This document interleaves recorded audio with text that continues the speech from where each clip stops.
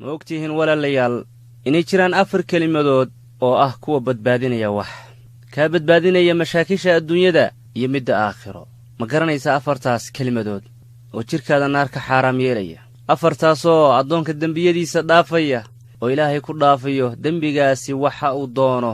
ha noqdo awoodda doonayana ha la ekaado ha badnaado ha yaraado 4taas ilaahay kugu dhaafaya dambigaada dambiyadaada ha bateen badda ha ka bateen ilaahay waa ku dhaafaya tabaaraka wa tacaala 4ta kelimadood haddaad la imaatid arrintaasna waxay tusaysaa fadliga iyo wanaagga ay ku leeyihiin erayadan ilaahay agtiisa jalla jalaaluhu inagoo aad uga xum in badan oo muslimiinta ka mid ah maba garanayaan mana dhahaanba kuwa yidhaahdana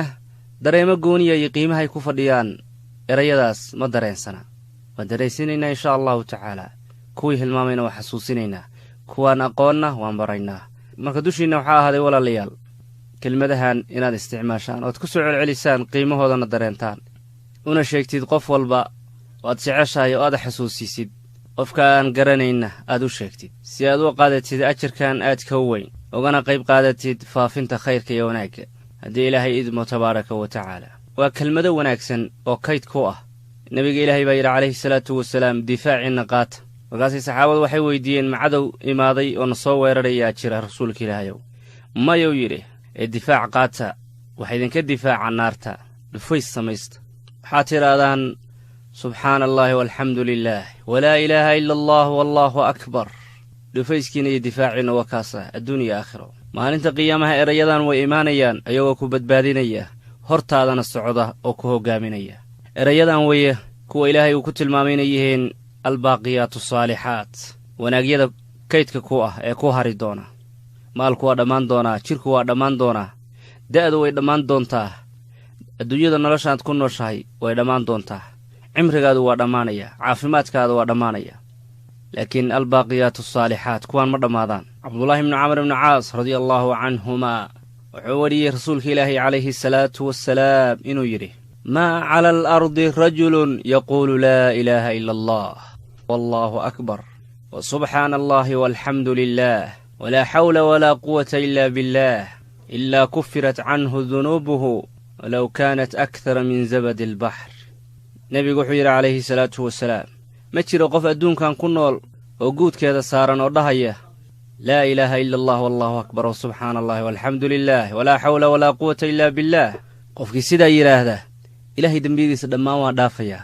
abuurka baddaba ha ka badnaadeene cabdullaahi ibnu mascuud ayaa wuxuu leeyahay haddaan xadiis idiin sheegno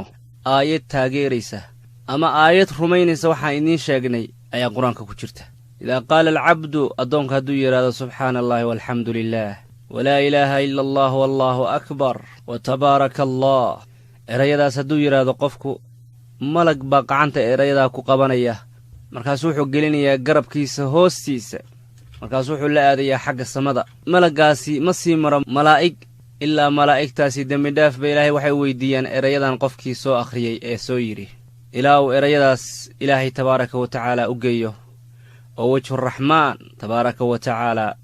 oo hortiisa istaago kadib cabdullaahi ibnu mascuud markuu xadiiskaa sheegay ayuu wuxuu akhriyey aayaddan ilaahay tabaaraka wa tacaala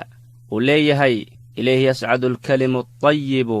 waalcamalu alsaalixu yarfacuh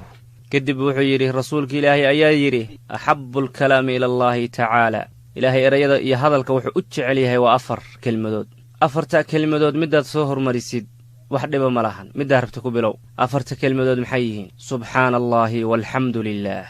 walaa ilaaha ila allah wallaahu akbar nacam rasuulka ilaahay run buu sheegay calayhi salaatu wasalaam